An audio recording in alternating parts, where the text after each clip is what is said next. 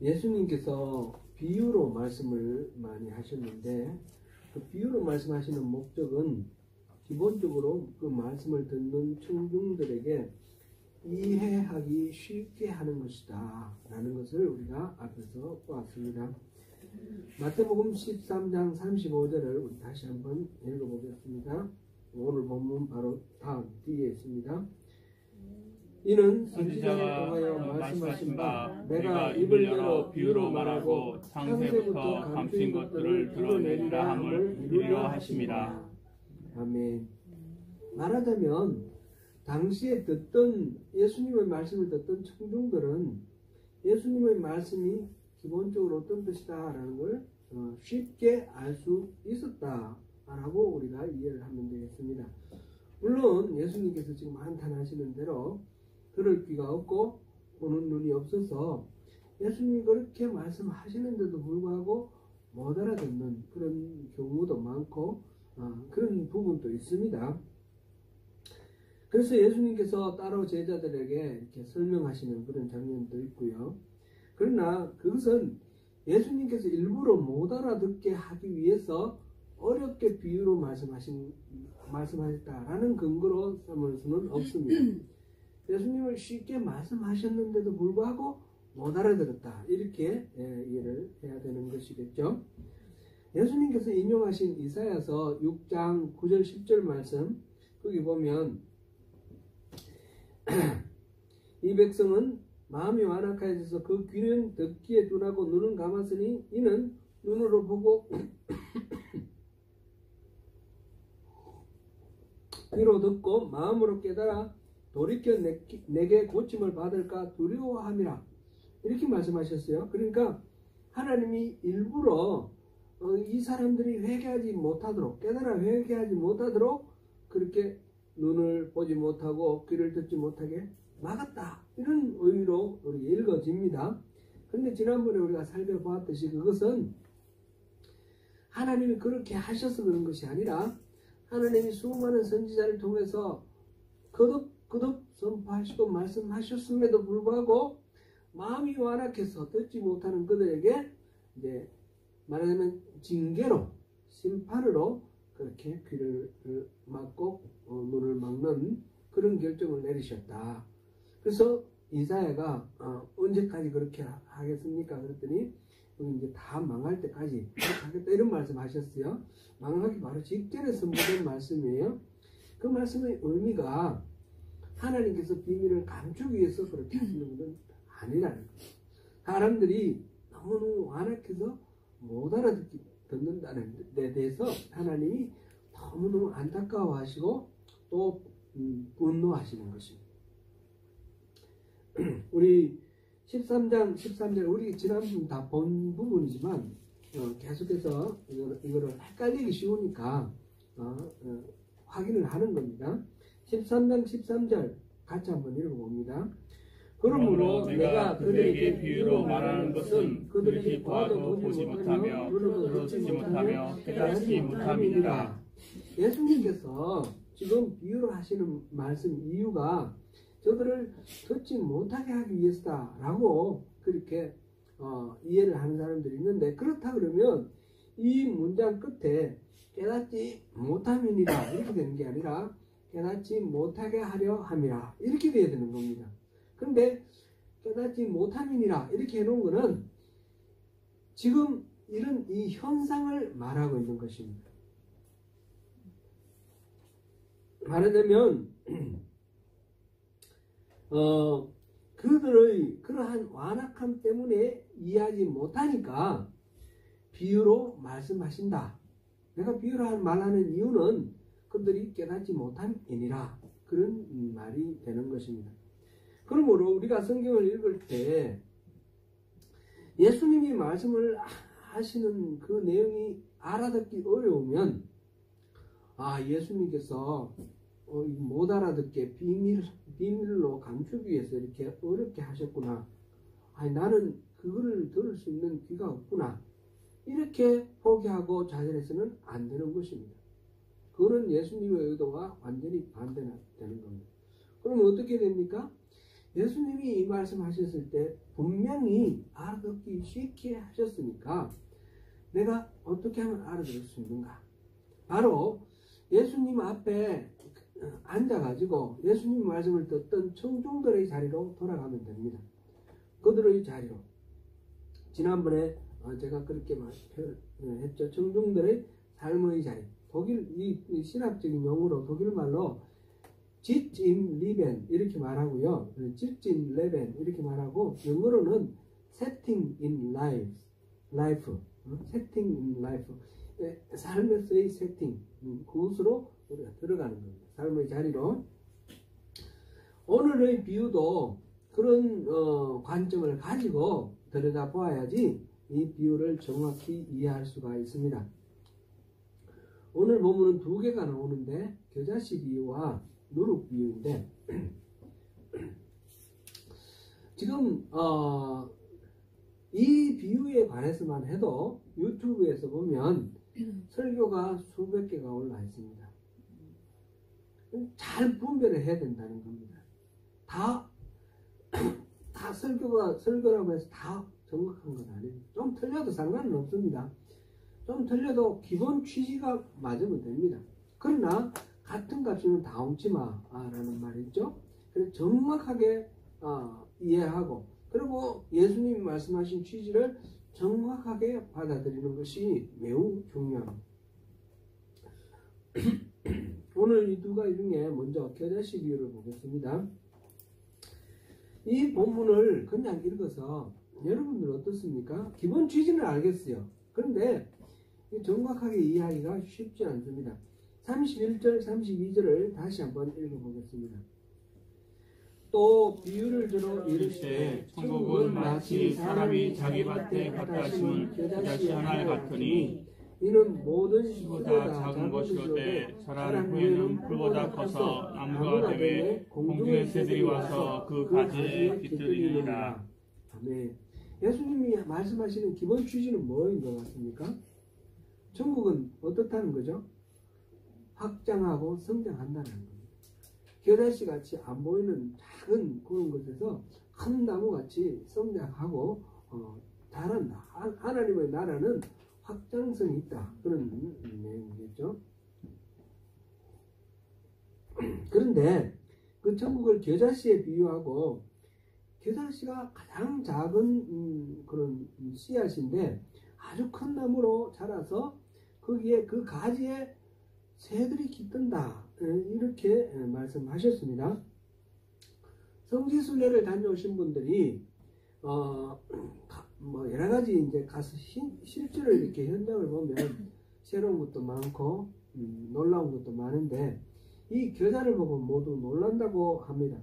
겨자는 말하자면 그저 갈릴리 지역의 흔한 잡초입니다.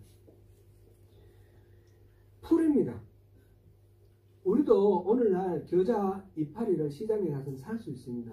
쌈 사 먹기 위해서 이 겨자 이파리를 사서 먹죠. 겨자는 배추나 이런 상추 이처럼 이런 채소입니다. 옛날에는 잡초 길바닥에 흔한 거였지만 그거를 밭에서 길러서 요즘은 채소로 먹죠. 저희 그 집에 밭에 질경이를 심어놨습니다. 질경이는 잡초입니다. 잡초인데 그 씨를 받아가지고 제가 밭 한 구석에 뿌려가지고 질경이를 자라게 해서 질경이는 나물로 먹습니다. 겨자도 그런 겁니다. 겨자는 풀이고 나무입니다. 나물입니다. 채소입니다. 이 겨자가 나중에 봄 되면 꽃대가 올라오고 꽃이 피면 그 키가 한 1m 이상, 2m도 안 되고 뭐 이 정도까지 자랍니다. 근데 그 겨자에 그 가지에 새들이 와서 깃을 들인다 그러면 이거는 말이 성립하지 않는 말입니다.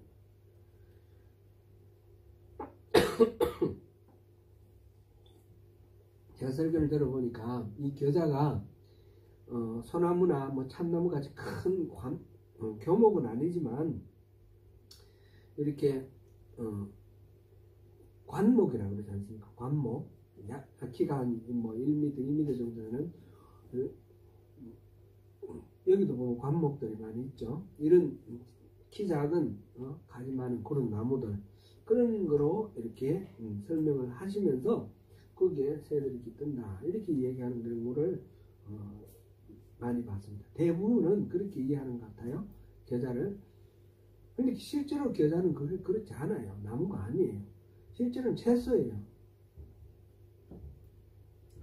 참고로 류모세라는 분이 지은 열린다 성경이라는 시리즈 책이 있습니다. 그 중에 식물 이야기에서 오늘 제가 갖고 왔는데 제가 잊어버리고 저기 놔뒀네요. 보면 거기 겨자 이야기가 나와요. 그 겨자가 그냥 배주 같은 그런 꽃이 피는 채소다 이렇게 나와 있습니다.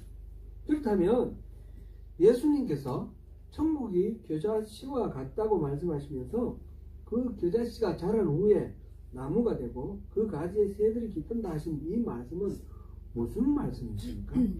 예수님이 거짓말 하시는 것일까요? 예수님이 거짓말 하신 리가 없지 않습니까? 그러니까 예수님이 거짓말 하실 리가 없다고 하는 것을 전제로 해서 이거를 무리하게 해석해서 이 겨자가 관목이다. 이런 식으로 이해를 하는 거죠. 그러나 예수님의 말씀은 그런 의미로 그런 의미가 아닙니다. 그 당시 예수님의 말씀 듣던 청중들은 그 말의 의미를 다 알아들었다라는 것을 전제로 해서 우리가 살펴봐야 합니다. 단지 우리는 그들과 상황이 다르고 세월이 많이 2000년이나 이렇게 간격이 있으니까 우리가 잘 이해 못하는 점이 있죠. 그러니까 우리가 그 삶의 자리로 들어가 보자는 거죠. 그 당시의 그 식물에 대해서 보기도 하고 하면서 들어가 보는 겁니다.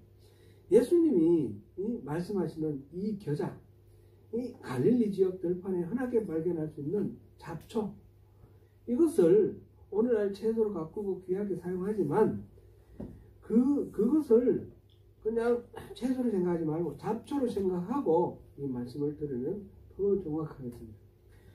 예수님은 이렇게 흔하게 발견할 수 있는 흔한 잡초인 겨자를 말씀하시면서 이것을 누가복음에서는 채소밭 이렇게 말했습니다.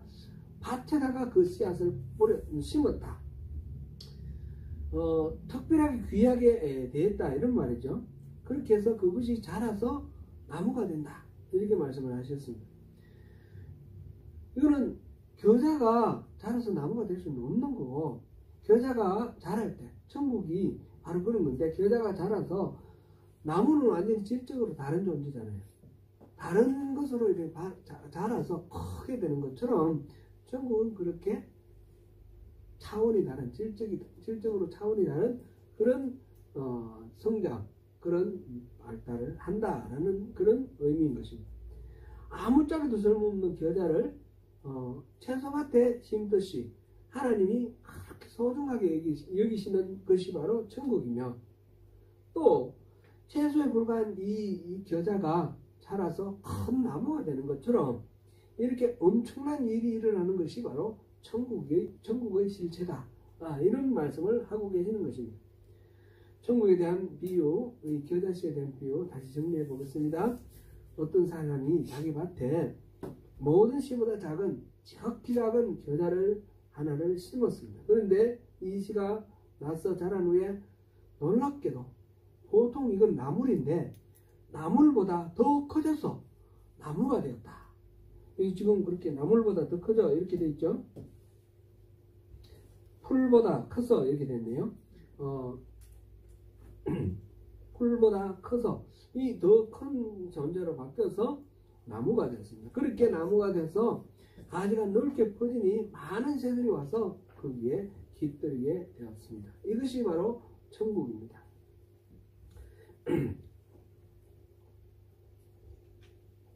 이 겨자씨 비유는 마태복음만 아니라 마가와 누가복음에도 나오는 말씀입니다. 예수님은 이 겨자씨 비유를 통해서 무엇을 말씀하고자 하셨을까요? 천국의 속성에 대해서 말씀을 하고 계십니다. 여기에 대해서 세 가지 단어를 우리가 찾아볼 수 있습니다. 첫 번째는 이 주제가 세 가지인데 이걸 세 가지 단어로 우리가 한번 정리해 봅니다. 첫 번째는 대조입니다. 컨트라스트, 대조. 무엇이 대조되고 있습니까? 지극히 작은 씨앗하고 큰 나무가 대조되어 있습니다. 공중에 온갖 새들이 다 깃들일 수 맞는, 깃들일 만큼 큰 나무. 하나님의 나라는 우리가 이제 세상에서 볼 때는 겨자씨 같으면 눈에도 잘 안 보이는 조그만 그냥 무씨 같은 이런 작은 씨예요. 이 씨니까 이게 뭐 대단할 것 같지도 않은데 겉으로 봐서 그 외모를 봐서 이것을 생각을 하는데 천국은 이 속에 무한한 가능성을 집어넣어놨다는 것입니다. 하나님께서 한갓 잡초로 흔히 보이는 그 작은 겨자씨 하나 속에 수많은 새들이 깃들일 수 있는 큰 나무의 가능성을 담아놨다. 겨자씨가 큰 나무, 겨자씨가 자라면 큰 나무가 된다는 뜻은 아니라고 말씀드렸습니다. 다른 차원이 다른 그런 그런 바뀐다, 그런 말씀입니다. 예수님의 말씀을 듣고 있는 제자들이 생각할 때 천국은 로마와 같이, 로마 제국과 같이 엄청난 힘과 권력을 가진 그런 파워풀한 그런 존재입니다. 그래서 하나님 나라가 임한다면 이 땅에 있는 모든 말하자면 악들을 다 쓸어버리고 로마 제국처럼 그렇게 권위를 가지고 권력을 할 거라고 생각합니다. 예수님을 왕으로 모시고 그 다음에 자기들은 높은 자리에서 그 하나님을 다스리는 그런 것을 마음속으로 생각하고 있습니다. 예수님은 그들의 기대와는 전혀 다르게 아주 작은 겨자씨 같은 것을 지금 하나님 나라라고 말씀하고 계십니다. 천국은 세상의 부와 귀와 권력 이런 것들, 영화 이런 것이 아니라는 겁니다. 세상의 힘 이런 것이 아니라는 말씀입니다. 겉으로 보기에 지극히 미미하고 하찮아 보이는 것 속에 천국이 있습니다. 한 시골 처녀의 그 태 속에서 하나님이 오셔서 그 성인으로 오신 것이 아니라 그 시골 처녀의 태중에 그 세포분열을 해서 가수분열을 해가지고 그래가지고 한 인간 아기로 형성이 되고 그 인간 아기가 응애하고 태어나서 또 뭐 좀 가리지 못하는 아기 생활을 거치면서 그러면서 인간이 되어서 사람이 되어서 이렇게 등장하신 예수님, 그 예수님과 함께 하나님 나라가 이 땅에 임했다는 것입니다. 백마를 타고 군대를 거느리고 예루살렘에 입성한 것이 아닙니다. 한 번도 누구도 아무도 타지 않았던 어린 나귀, 아주 어린 나귀를 타고 예루살렘에 입성하셨습니다. 칼과 모력으로 세계를 정복한 것이 아니라 십자가를 지시고 죽으심으로 세계를 주님의 손으로 회복하셨습니다. 지금 여기서 이 겨자씨의 비유를 통해서 말씀하시는 천국은 우리가 생각하는 뭐 거대한 세력, 힘, 규모 이런 것이 아니라 지극히 작은 겨자씨. 이렇게 컨트라스트로 대조를 합니다. 세상적인 가치관과 비교되는 천국의 어떤 가치, 그거를 지금 대조를 통해서 말씀하고 있습니다. 두 번째로는 이 겨자씨를 통해서 예수님이 말씀하시는 천국의 개념의 주제 두 번째는 성장, 자랑, 그로스입니다. 이 겨자씨 비유를 통해서 말씀하시는 바 천국은 조용히 그러나 끊임없이 자란다는 것입니다. 예수님의 제자 몇 사람으로 세워졌던 그 교회가 오늘날 세계 인구의 3분의 1을 차지하는 그런 교회로 되었습니다. 그들의 마음속에 하나님께서 그들을 통치하시는 왕으로 계시는 그런 하나님 나라가 되었습니다. 최근에 유럽이나 우리 조국 대한민국이나 또는 뉴질랜드 제2의 조국 우리 뉴질랜드에서 보면 비슷한 그런 현상이 있는데 기독교가 급격히 퇴조한다는 것입니다. 성도 교회에 출석하는 사람 인구가 줄어들 뿐만 아니라 예수를 믿는 사람 자체가 급격히 줄어들고 있습니다. 특별히 코로나 팬데믹 사태를 겪으면서 예배 출석률도 급격히 떨어졌고 예수를 믿는 인구도 줄었습니다. 몇 년 전에 한국 사시다가 이게 부모님이 계셔서 방문해 오셨던 성도님 몇 분이 우리 교회에 출석하신 적이 있습니다. 그분들이 지금 이제 오클랜드 와 계셔요. 네, 새로 오셨는데 그런데 이제 팬데믹을 거치면서 비대면 예배를 이렇게 하는 것을 배웠지 않습니까? 그래서 여기서도 인터넷으로 본교회 원래 출석하시는 대구에 있는 그 교회에 그 인터넷으로 예배하십니다. 그것도 굉장히 귀하신 것이죠. 어디 타지에 가서 그냥 예배 잊어버리고 그냥 지내는 것이 아니라 인터넷으로 예배하시는 것 굉장히 귀하십니다. 그런데 아쉬움이 있어요. 교회는 살아있는 공동체예요. 예배는 하나님과 만남이고 하나님 앞에 우리 자신을 제물로 드리는 시간입니다. 살아있는 모든 순간이 예배가 되어야 됩니다. 그리고 우리 성도들 가운데 이제 한국 방문하시는 분이 계시는데 지난번에 줌으로 이제 성도님 또 들어오시기도 하셨어요. 그런데 저는 가능하면 그곳에 친지나 함께 더불어서 출석하실 수 있는 교회가 있으시면 그곳에 가시는 것이 좋겠다. 그렇게 생각합니다. 그곳에 출석할 만한 그런 교회가 없어서 불가피하게 인터넷으로 연결해서 우리와 함께 예배하시겠다 하면 그것도 기쁜 마음으로 환영합니다. 그러나 제 마음은 사람이 실제로 대면으로 소속해서 공동체에 소속되는 그런 교회가 좋겠습니다. 이 지구상에 있는 모든 교회는 한 하나님을 아버지라고 부르는 그런 믿는 자들의 모임이기 때문에 에클레시아이기 때문에 우주적 교회죠. 하나입니다. 그래서 이 교회에 출석하는 거나 저 교회에 출석하는 거나 같습니다. 다만 우리는 우리 안에서 하나의 그룹을 이루고 공동체를 이루어 이렇게 가는 것이니까 우리 지역교회로서 우리의 의미가 있는 거죠. 그러나 다른 곳에 방문했으면 그곳에 이렇게 잠깐이라도 소속해서 예배드리는 것이 더 좋겠다 그런 생각입니다. 우리 교회 출석하는 자매가 이사를 갔는데 계속해서 줌으로 예배를 드리겠습니다.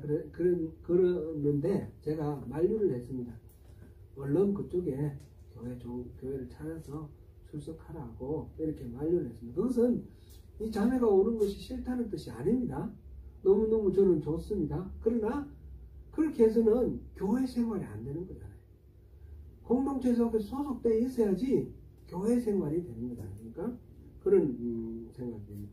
팬데믹 이후에 이 예배 패러다임이 완전히 바뀌었다라는 것을 우리가 불가피하게 인정할 수밖에 없습니다.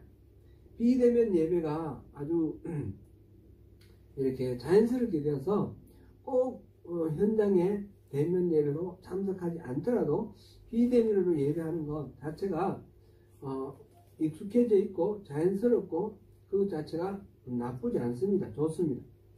다만 여기서 우리가 생각할 때 비대면으로 예배하다 보면 예배가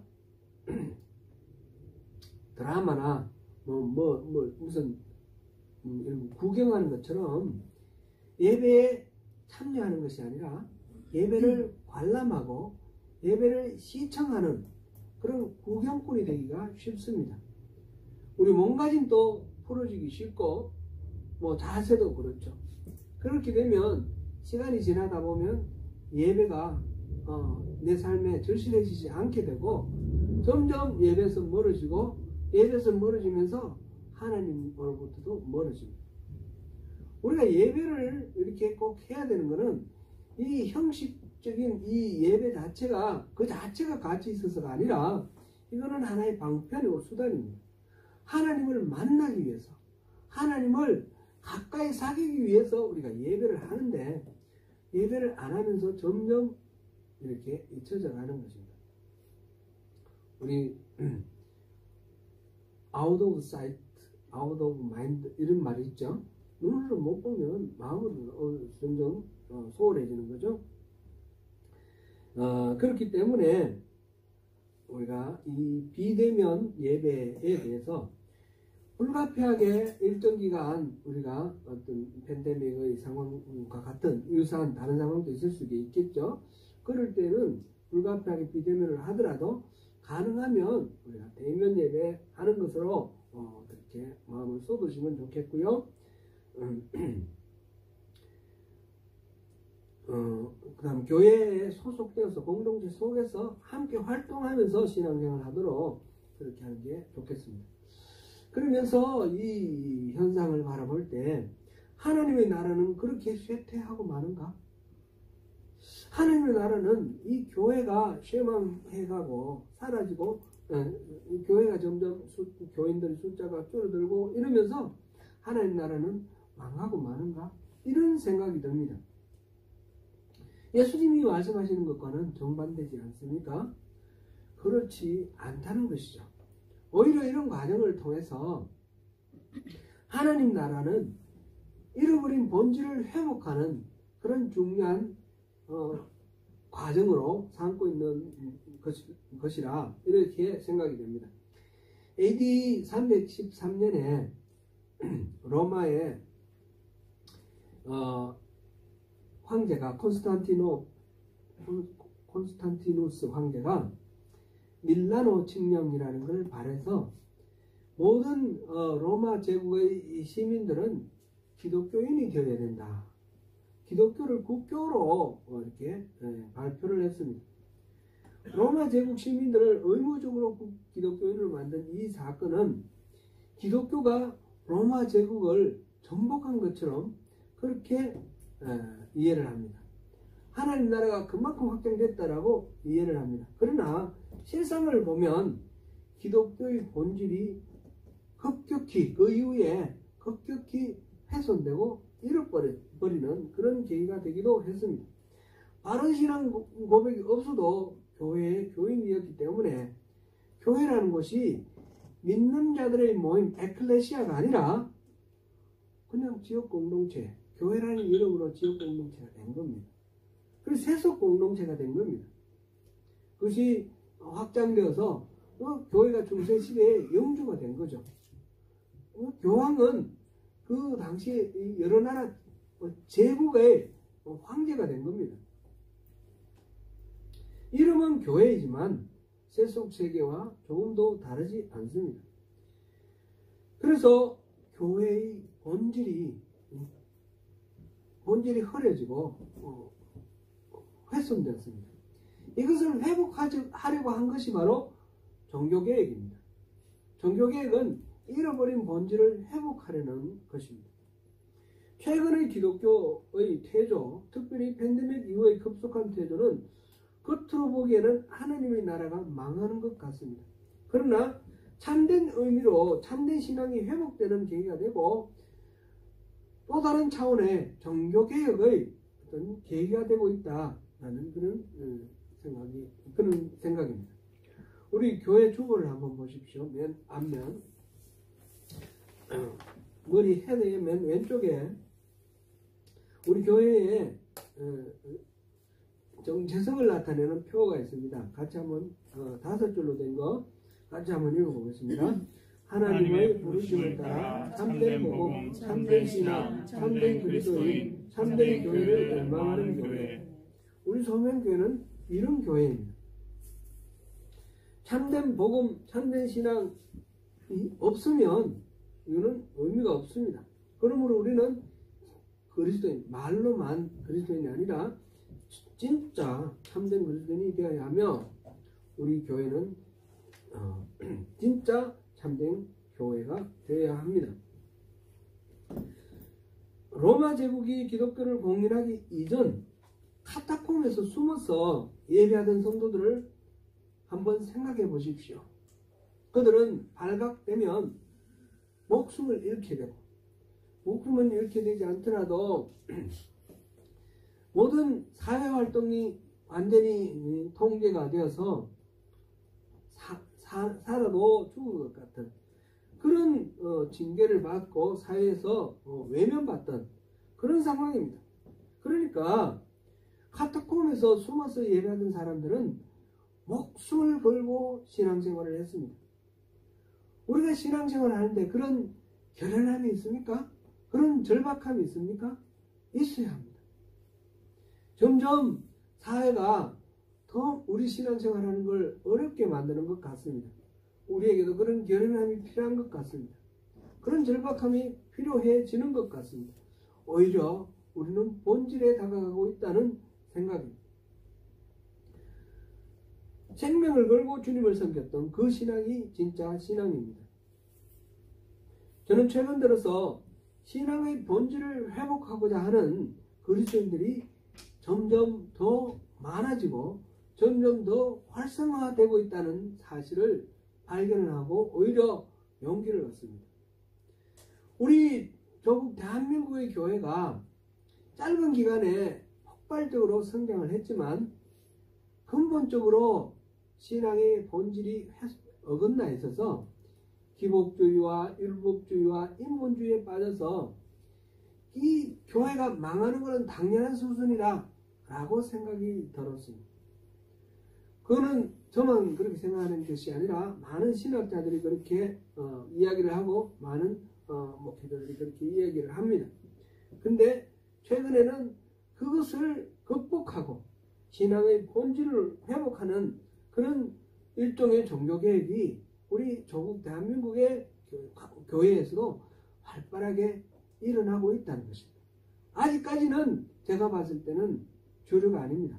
아직까지는 숫자도 적고 세력도 약하고 미미하지만 이게 바로 겨자씨다라는 생각이 듭니다. 하나님은 참된 하나님의 나라를 바르게 세우고 회복하기 위해서 겨자씨와 같이 그렇게 씨앗을 뿌리고 계시다라는 생각이 됩니다. 우리 소명교회가 바로 그 자리에 서 있습니다.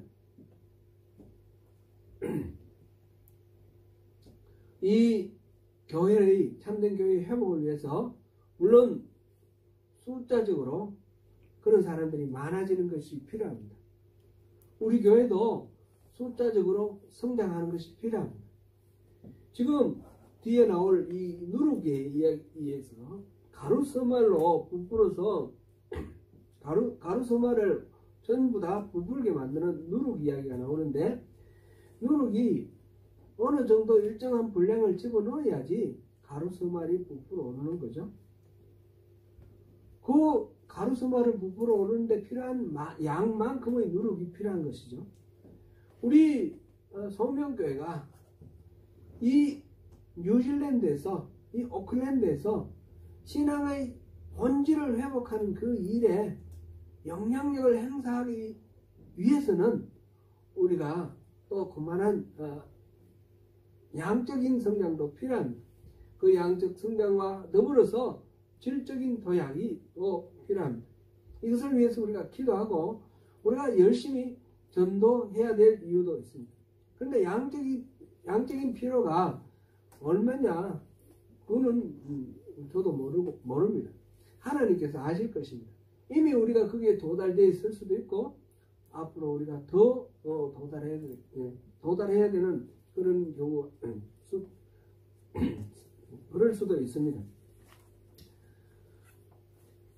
천국의 성장에는 이런 질적인 도약이 있는데 잡초, 나물인 이 겨자가 큰 나무가 되는 것, 이거는 질적인 도약을 말하는 것입니다.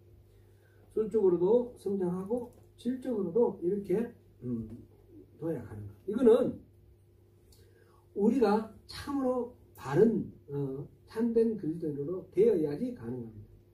진정으로 우리 자기의 죄성을 깨닫고 자기를 부인하고 예수님의 그 십자가를 바라보며 자기 십자가를 지고 예수님을 따를 때에 그럴 때에 우리가 경험할 수 있는 그런 것입니다. 그래서 직접 도와야 됩니다. 세 번째는 포용, acceptance, 포용입니다. 하나님의 나라는 모든 것을 품을 만큼 넉넉한 나라입니다. 큰 나무가 되어서 공중의 새들이 와서 거기에 깃들 만큼 됩니다. 큰 나무로 자란다는 것은 크기가 커지고 힘이 세워져서 이웃을 정복하고 다스리고 군림한다, 그런 의미가 아닙니다. 세상에서는 커진다고 하면 그만큼 영향력을 행사해서 자기의 만족을 누리게 되는 것을 말합니다. 그러나 하나님 나라의 차원에서 보면 그 반대입니다. 세상에서 힘이 세워져 가지고 남을 정복하고 포로로 끌고 가고 그걸 노예로 부려서 자기들의 어떤 부를 축적하고 국력을 이렇게 강하게 하고 이런 것과는 전혀 반대로 규모가 커지고 힘이 세워진다라는 것은 더 많은 이웃을 포용하고 섬길 수 있는 그런 범위가 넓어진다, 그런 의미가 되는 것입니다. 천국은 포용하는 것, 통하는 것입니다. 천국은 지금 이 겨자씨의 비유를 통해서 세 가지 우리 주제, 개념을 보았습니다. 첫 번째는 천국은 우리가 눈으로 보는 세상과 다르다는 것, 컨트라스트, 대조되는 것. 그 다음에 천국은 성장하는 것이다, 자라는 것이다, growth. 그 다음에 세 번째는 뭐였습니까? 포용. 천국은 용납하고 포용하는 것이다 라는 것을 이 겨자씨 비유를 통해서 예수님이 말씀하고 계십니다. 누룩 비유도 짧게 살펴보겠습니다. 누룩 비유도 겨자씨 비유와 쌍둥이입니다. 겨자씨는 세상에 큰 것을 좋아하는 그런 심리를 경계하는 것이라면 이 누룩 비유는 요란하고 떠들썩하고 거창해 보이는 이런 것들에 대한 마음을 경계하는 그런 비유입니다. 교회가 인기가 많고 주목받는 것은 반드시 축복이라고 볼 수는 없습니다. 저주가 될 수도 있는 것입니다. 성경에서 누룩은 부정적인 의미로 많이 사용됩니다. 마태복음 16장 5절에서 12절 사이에서도 보면 바리새인과 사두개인들의 누룩을 조심하라. 그들의 가르침을 누룩이라, 이렇게 표현을 했는데, 예수님께서는 지난번에 우리 알레고리를 우리 조심하라 그랬는데요. 뭐든지 비유를 이렇게 정해서 얘기하는 거. 누룩은 무조건 나쁜 거로 이렇게만 이해하는 것을 알레고리 해석의 한 특징입니다. 그런 식으로 하면 안 됩니다. 이 경우에 따라서 이 비유는 어떻게 쓰였는가? 여기서는 좋게 쓰이고 여기서는 나쁘게 쓰일 수도 있는 겁니다. 여기서는 예수님께서는 지금 이 누룩을 나쁜 것으로 쓰지 않고 좋은 의미로 사용했습니다. 누룩이 보이지 않는 영향력입니다. 그리스도의 정신이 우리 마음속에 있는 누룩입니다. 누룩이 가루 서말을 전부 부풀게 한다는 이 비유를 하셨는데, 그렇게 보이지 않게 많은 영향력을 행사하는 것이 바로 하나님의 나라입니다.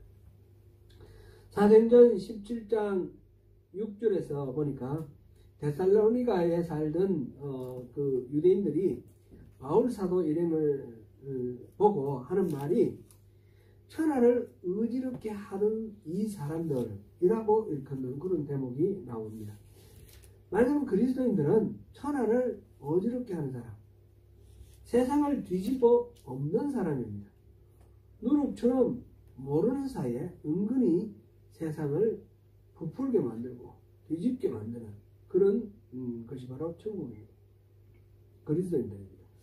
제국들처럼 군대를 끌고 힘으로 정복하는 것이 아니라 예수님의 십자가의 그 은혜를 통하여 개인의 가치관이 바뀌고 또 사회와 나라, 제도와 정책이 바뀌는 것, 이런 것들이 누룩의 비유의 의미입니다. 겨자씨는 자기가 자라서 자기가 변화되는 데 초점을 맞췄고요. 그래서 자기가 성숙되어서 다른 사람들을 많이 포용할 수 있는 이런 쪽으로 초점을 맞췄고, 자기 변화에 포커스가 있다면, 지금 누룩은 다른 사람들에 대한 변화입니다. 주변에 대한 변화입니다. 그래서 다른 사람에게 영향력을 미쳐서 함께 이렇게 변화되는 거죠. 백정의 아들로 태어났는데 예수를 믿게 되어서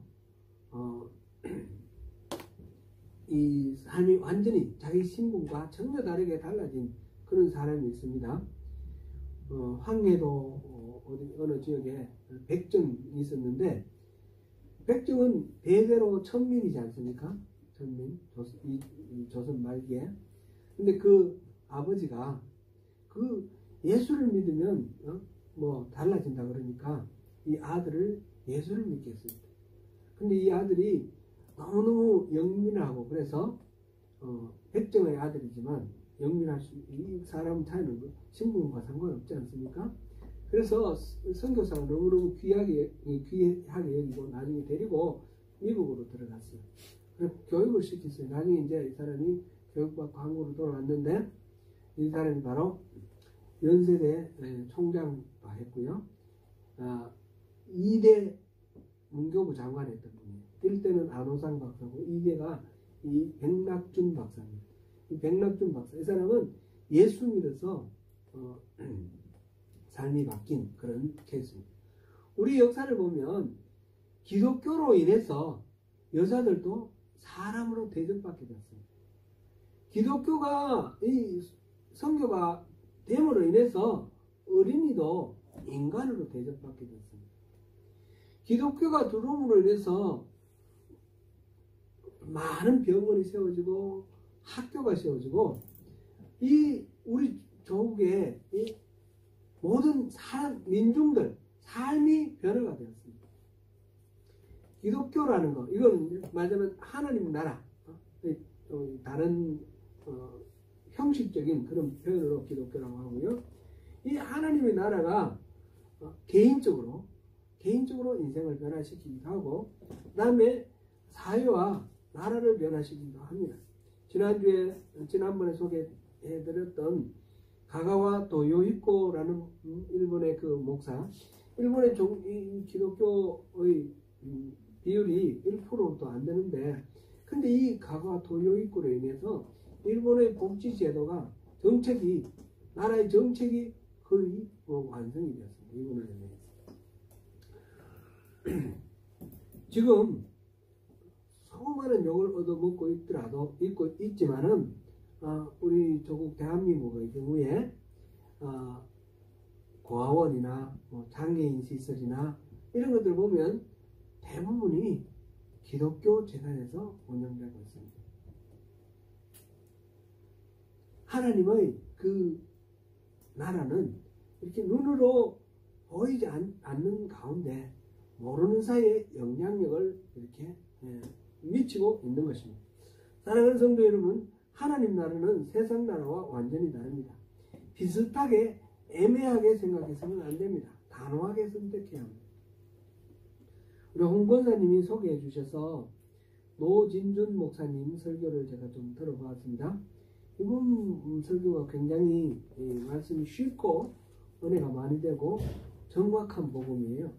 그래서 제가 다 그걸 판단할 수 있는 그런 위치는 아니지만 제가 듣기에 그렇다는 말씀이죠. 그래서 추천해드리고 싶습니다. 노진준 목사님 설교도 좀 참조를 하십시오. 이분 말씀 가운데 이런 내용이 있었습니다. 우리는 지금 지옥 구덩이로 떨어지고 있는 상태인데, 우리가 떨어지지 않기 위해서 밧줄이 지금 2개가 있는데 그 밧줄을 하나를 잡고 있다는 겁니다. 밧줄을 놓으면 이제 떨어지겠죠.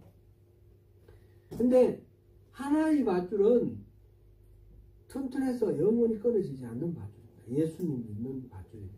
하나의 밧줄은 세속적인 가치관대로 살아가는 밧줄입니다. 이거는 썩어서 곧 떨어집니다. 우리는 세상 밧줄을 붙들고 있다가 예수를 믿으면 구원받는다 그러고 예수님의 밧줄을 지금 잡으면 구원받는다 알고 있습니다. 그런데 많은 경우는 예수님의 밧줄을 잡지 않고 여전히 세상 밧줄을 잡고 있으면서 저거 잡으면 구원받는데 그러고 있다는 거죠. 우리 신앙생활을 하면서 우리가 여전히 세상의 가치관을 놓지 못하고 있는 건 아닌가 우리가 들여다봐야 될 것입니다. 여전히 예수님 믿어야지, 절대적으로 예수님을 믿어야지 하나님 나라 영원한 생명을 누릴 수 있어. 그러면서 여전히 세상의 가치관을 붙들고 있는 건 아닌지. 그렇다면 이거는 아는 것으로는 아무 상관이 없습니다. 믿음은 아는 것이 아니고 지적 동의가 아니라고 그랬습니다. 믿음은 사는 것입니다. 믿음은 내게 어떤 파워가 있는 것이 아니고 하나님을 붙드는 것입니다. 지금 밧줄 비유를 생각해 보면 우리를 구원해 주시는 하나님의 내려주신 이 은혜의 밧줄로 인해서 우리가 구원받는 겁니다. 내가 그걸 잡으면 살고 그거 안 잡으면 죽는 겁니다. 그럼 내가 잡았으면 내가 옥놈입니까? 아, 난 이거 잡았어. 아, 나 이거 믿어. 내 믿음은 이 정도야. 믿음은 자랑할 것이 아닙니다. 그렇게 생각하는 건 다 오류입니다. 그럴 때마다 하나님의 은혜에 감사하고 이 하나님을 더더욱 의지하는 거죠. 우리가 매일매일 일상의 삶 속에서 계속해서 넘어지고 반복해서 죄를 저지릅니다. 그럴 때마다 우리는 낙심도 되고 좌절도 되지만 내가 이걸 완전히 마스터해가지고 이런 죄는 안 지었으면 좋겠는데 이 마스터가 안 되고 반복되는 그런 죄의 영역이 있는 것이죠. 그랬을 때 절망하거나 좌절할 것이 아닙니다. 그렇기 때문에 더더욱 주님을 의지하고 믿고 매달리는 것이 그게 참된 믿음인 것입니다. 믿음은 하나님과 나와의 관계이고 맺는 것입니다. 하나님을 신뢰하고 믿는 것입니다. 하나님 나라는 우리가 또 보지 못하는 가운데 성장하고 확장하고 있습니다. 내 속에서부터 하나님 나라가 더욱 든든히 자리 잡도록 우리가 결단하고 나가야 합니다. 하나님 나라는 군림하고 억압하는 나라가 아닙니다. 포용하고 섬기는 나라입니다. 그런 나라에 내가 초대를 받았습니다.